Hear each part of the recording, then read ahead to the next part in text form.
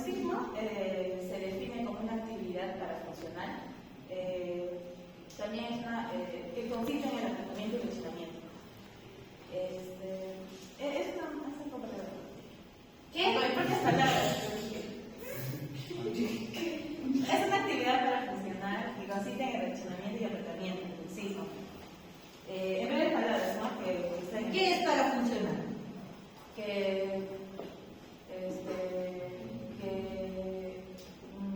Puede ser, puede ser,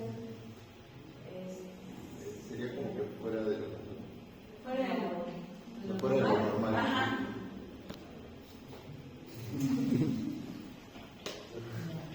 Creo que van a hacer la otra clase, ¿no?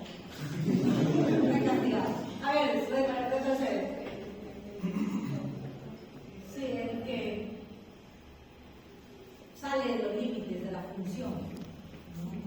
Debería ser diatanina, debería ser protrusión, y gracias a eso pusimos un descarte severo, lo vamos a encontrar. Esa es una afección en la que una persona rechina, aprieta o cruje los dientes, porque es una cosa es presionar y otra cosa es rechinar, deslizar la mandíbula, porque hay apretamiento, como también hay movimiento de la mandíbula. Ambos van a generar un desgaste, una lesión sobre los dientes, ¿no?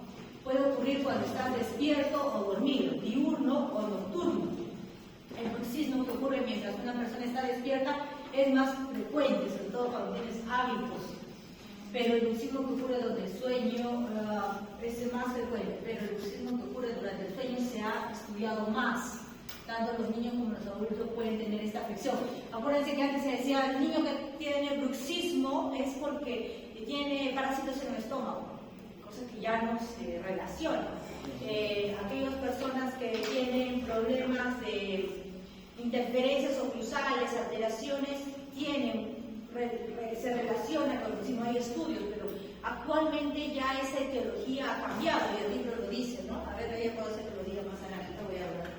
Tienes que acercarte en ayer, no puedes esperar, tienes que moverte. Cuando ustedes se pongan, tienen que moverse, hablar fuerte, bajar, subir el tono de voz, porque si no, no captan la atención de ellos, se me duermen. Mire, ya está entrando en trance.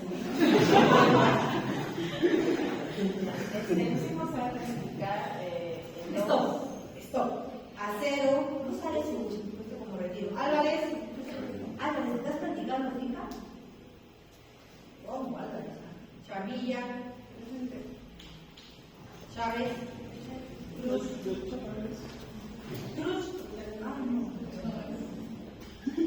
Cuentas, qué raro que no parezca. Cuentas, Díaz. No, doctora, Díaz me comentó que ayer habló con usted. Sí. Que practica y... Sí. Kitchen, Estrada, Flores, Calizaya. Ustedes son los de la biblioteca clínica, ¿no? Los voy a dar un poquito.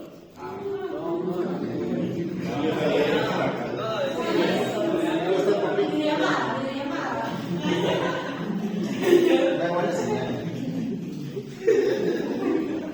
Puertas. ¿Cuándo es el sábado? ¿En Zoom? Sí. Debería ser en la clínica, ¿no? Sí. ¿Qué cosa con grupos?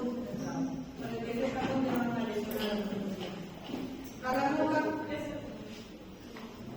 Lara. Nole. Orocoyo. Paredes.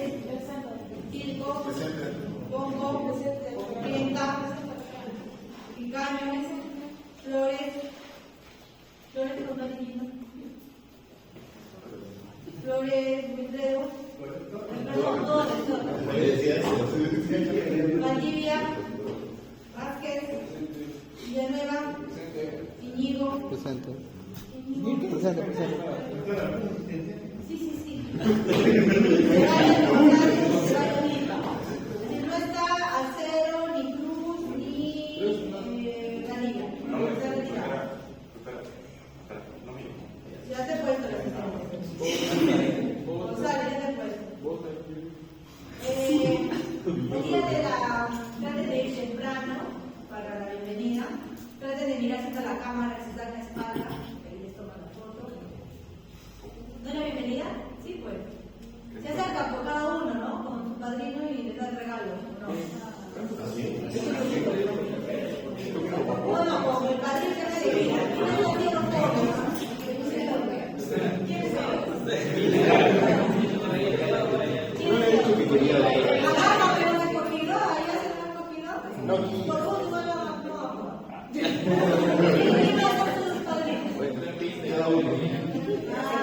entonces siempre mirando a los costados para ver todo en la foto, porque ahí están todos los costados. ¿Qué más?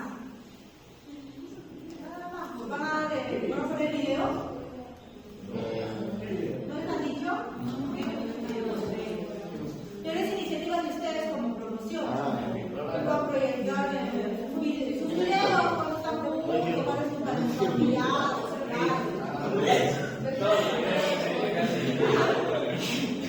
esa gente que se fueron de viajar muertos.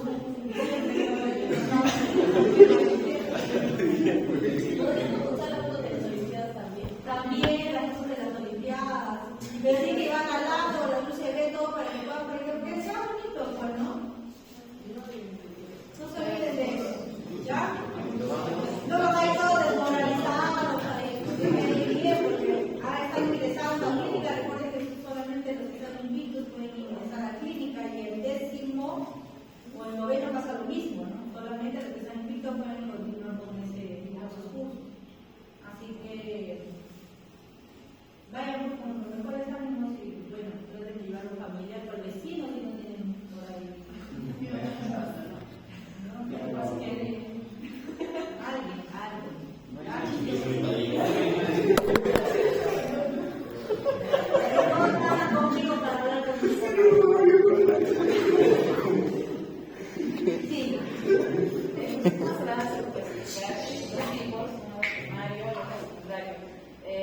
Se interesan bastante porque el turismo primario corresponde al turismo diurno y nocturno, que no hay causas médicas, que no se reconocen problemas.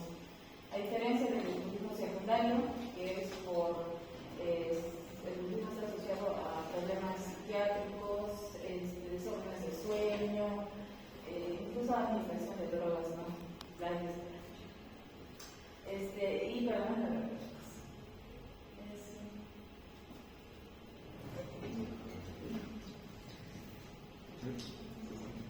Continuando con los factores fisiológicos, tenemos los morfológicos, los psicológicos y los patofisiológicos. Los morfológicos están las alteraciones de la presión, que pueden ser diferencias musculares, movilidades de Bisarris, entre otros. También tenemos las anormalidades articulares y óseas, que pueden ser enfermedades genéticas, planificiales. Y en los factores psicológicos tenemos los desórdenes psicosomáticos, la ansiedad, el estrés y problemas de personalidad, tanto como trastornos de la conducta. Y los factores patofisiológicos, que es el factor más estudiado, tenemos la fisiología del sueño, trastornos del sueño. Estos son los artículos que señalan que antes se relacionaba mucho el bruxismo con interferencias, alteraciones de la oclusión, anormalidades articulares y óseas, pero más que todo ya llega la investigación de que el problema es psicológico.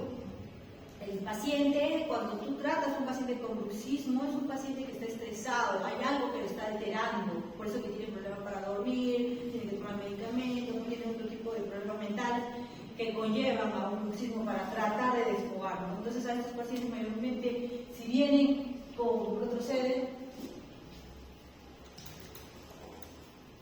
la imagen que tenía, hay pacientes que llegan, que todo esto está desgastado y hay otros pacientes que hasta las cargas vestibulares son iguales, ¿no? Que se está relacionando con una bulimia o algo así. Entonces a estos pacientes es imposible tratarlo, no tienes que llevar.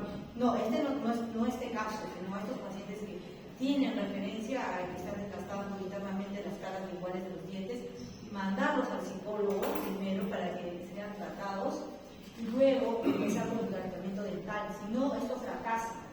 Si se ha comido los dientes, se va a comer todo lo que tú le vas a poner encima, ¿no? Yo quiero poner mi récord, mira mi récord, no sé, incrusta, corona, mis resinas en todo, pero esto no va a ser válido, no va a tener mucho tiempo en boca, porque necesita un tratamiento después de la rehabilitación, que viene a ser sus férulas oclusales, que es lo que van a hacer en la tercera unidad. Entonces, las férulas oclusales es importante porque es una muletilla, nada más, para que este paciente no me desgaste lo que yo voy a colocar ahora, algo nuevo. Pero estos pacientes no solamente necesitan la férula, necesitan ver qué es lo que está originando este desgaste y tratarlo, ¿no? Si tú tienes un familiar con este tipo de desgastes, ya de 80 años te lo puedo aceptar, pero tienes un familiar de 40, de 30, de 50 años, son personas jóvenes que necesitas ver qué es lo que está pasando. Tienen que desfogar el estrés no sobre sus dientes, sino tienen que desfogar el estrés haciendo ejercicio, viendo en qué momentos son los episodios del bruxismo y qué es lo que está relacionado en esa semana que ha podido el paciente despertar fatigado y todo, qué ha ocasionado este bruxismo, ¿no? Por ejemplo, los dolores de cabeza también se asocian a este mal que tenemos casi todos. Yo creo que acá buen número debe tener rechinamiento de las piezas dentales por el estrés que tienen, y en vacaciones no, están tranquilos, de verano más fresco, algo así. Es porque el estrés está conllevando a este rechinamiento. Recuerden ustedes como odontólogos, no solamente es colocar una férula y cobrar por la férula, sino también tienen que decirle o recomendarle al paciente que deben ver en qué momentos son sus episodios de estrés y tratarlos. Por ejemplo, cuando hacen una extracción, siempre les pregunto, ¿les dicen al paciente lo que va a pasar? ¿Les dicen que esa pieza se va a excluir, la antagonista, que la resina se va a inclinar?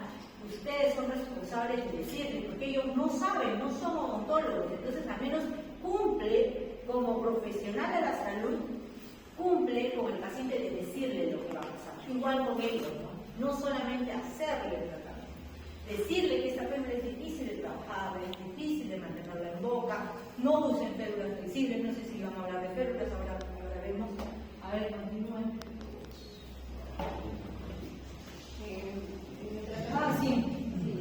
Tenemos a las férulas oclusales como en primer lugar, pero como la doctora mencionaba, siempre puedo acompañarlo de una buena educación ortognática, eliminar hábitos, por ejemplo, que pueden generar ansiedad, la ingesta del alcohol, tabaco, café, que son estimulantes, y también en niños es preferible usar técnicas de relajación porque es más llevadero seguir un tratamiento así para los niños.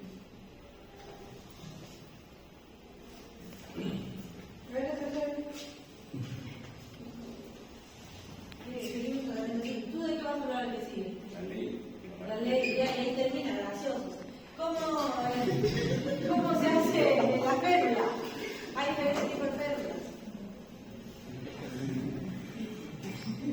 Anótico, podemos castigar las bases, colapso y todo eso. ¿Cómo se hacen las férulas? Hay diferentes tipos de férulas. Sí. Que muchos de acá van a engañar a sus pacientes usando una férula flexible. Eso no sirve, es una cochinada. Estas férulas son duras, son bien rígidas. Son rígidas. Bueno, básicamente se hace tomando la infección al paciente, sacando el modelo, eliminando las puntas positivas negativas. Hay una laminita que se llama acetato. También se absorbe y hay que recortar, ¿no? Pero hay que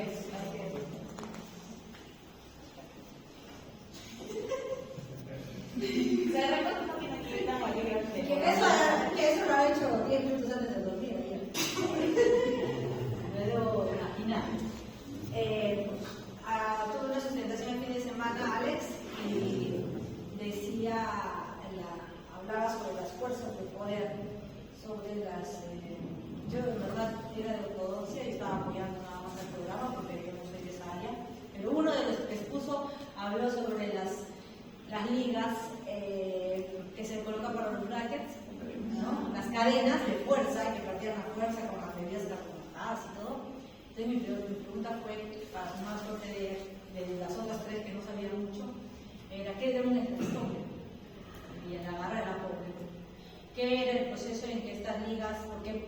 fuerza porque está en un medio húmedo. Entonces, esto, ¿cómo se llama ese proceso de absorber esta cadena elástica en el medio húmedo, ¿no? Entonces, ahí, para poder dar un poco de... Entonces, ustedes tienen que saber, si van a hablar de férula, qué material son las férulas, ¿no?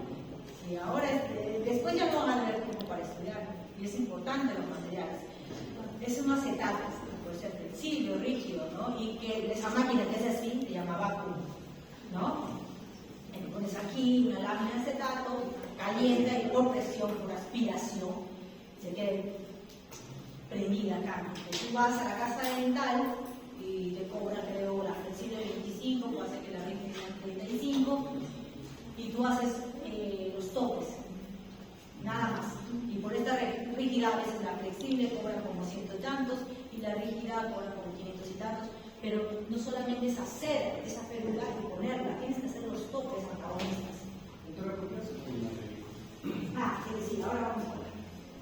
Debería ser acrílico, porque acá, a ver, muchos odontólogos hacen la flexible, lo cortas y se la pones. El 25 que cobre 150, estás ganado por marginal y todo lo demás.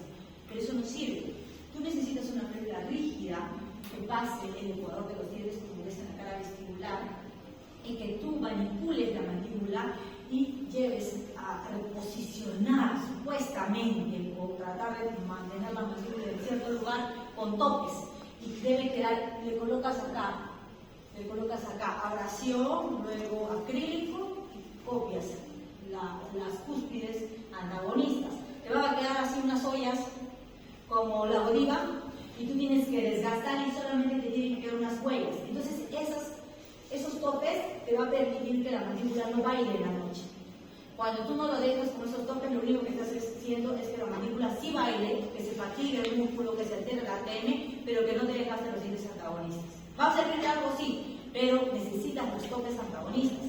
Lo mejor sería de que tú montes el modelo. O sea, ahí sí tú cobras tus 550, tus 700 soles cuando tú montas en el articulador, registras la RC y empiezas a encerar, lo que dice Villanueva. Enceras, haces las guías caninas, haces el tope anterior, haces los topes posteriores, agarras tu articulador, ves que es de oclusión todo y lo mandas a activizar con termocurado, que te va a durar más, porque acá te hace tanto, pero el antagonista, los topes son de ángulo, no va a durar tanto en el medio. Uno, el otro no, vas a mandar a emuflarlo. Y luego ya se lo colocas y haces el pulido y el acabado, que cuesta hacer un acabado ahí cerca de 1 hora, pero son las mejores férulas, hacer tú el encerado. Esa sí vale la pena cobrar pues tus 550, han escuchado por ahí cobran 700, porque es una férula que vas a trabajar. Entonces no, es muy fácil, pero hay otros que colocan la flexible y que supuestamente sí funciona y no le hacen tope y se las entregan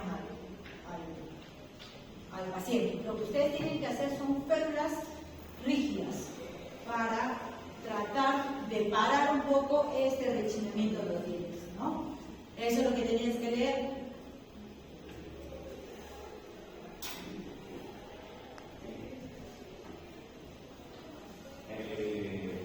La ley que hablan del tema. En sí es una ley, esa ley es una norma de unos utilizada en la odontología para evaluar el espacio disponible que hay entre la posible evolución del tercer molar, de los terceros molares superiores. Más o menos es como que predecir el espacio que va a ocupar y si va a presentar, digamos, impactación o inclusión.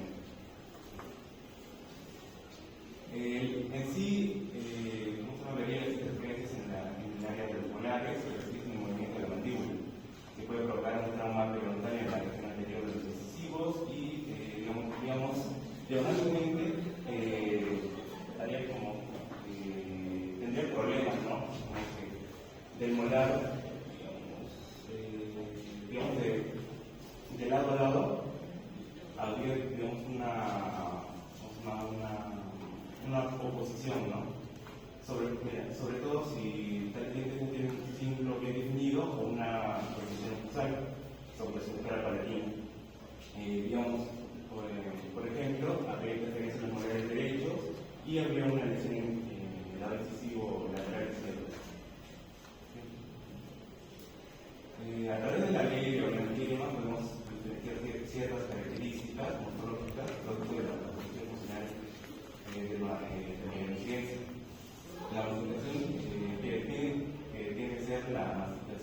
lateral no alterante.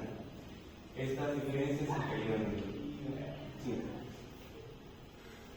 En sí, la importancia de esta ley es, radica en su capacidad para prevenir desplazamientos dentales y malposiciones del tercer molar que pueden interferir en la unidad.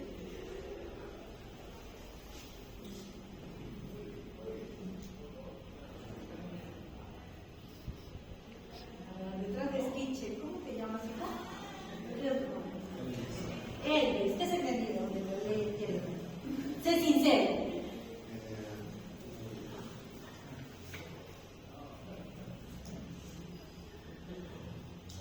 Bueno, básicamente entendí que esta ley nos permite evaluar, bueno, la ley nos permite evaluar la erupción de los molares inferiores de los temporales.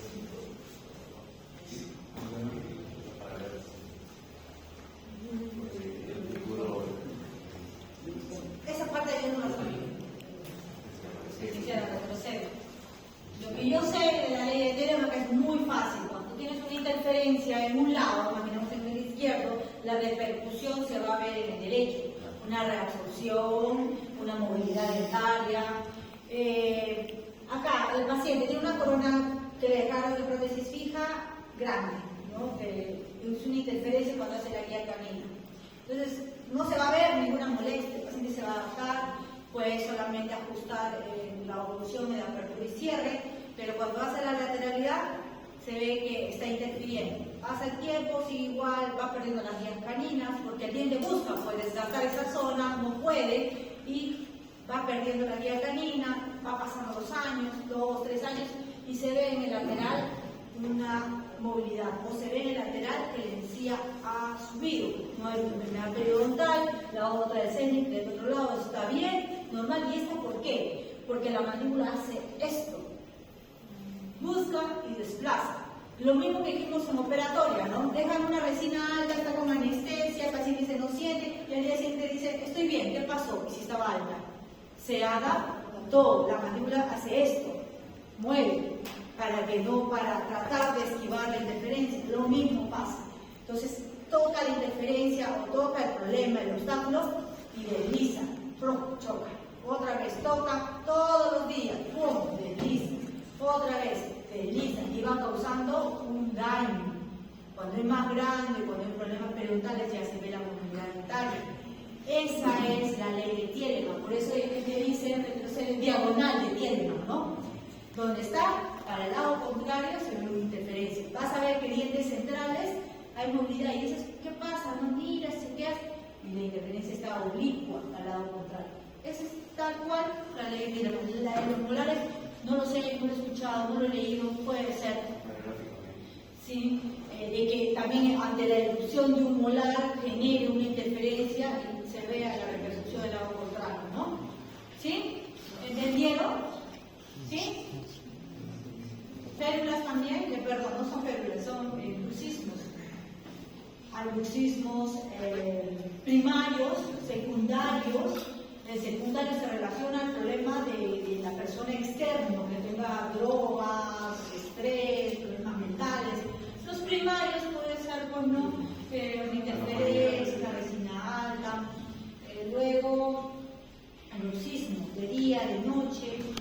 Por eso le dice céntrico o excéntrico, que es lo que tiene que ser. El céntrico, ahí está, presión, nada más, rechinamiento, perdón, apretamiento.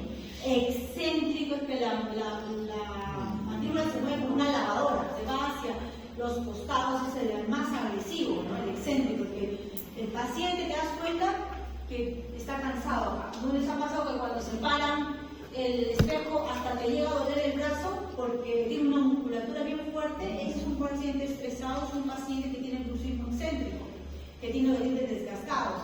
En las radiografías no ven que estos ángulos o acá los músculos son monobraqui, ¿no? Que todo el rato estimulamos el crecimiento del macetero, ¿sí?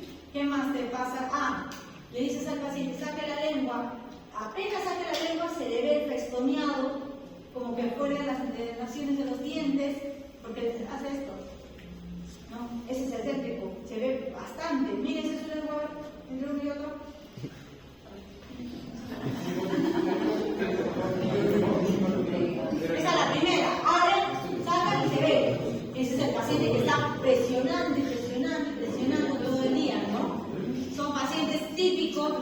humanos al que se está diciendo, ojo, esto no va a funcionar, ponle algo o recomiéndalo porque no lo ponemos en la clínica.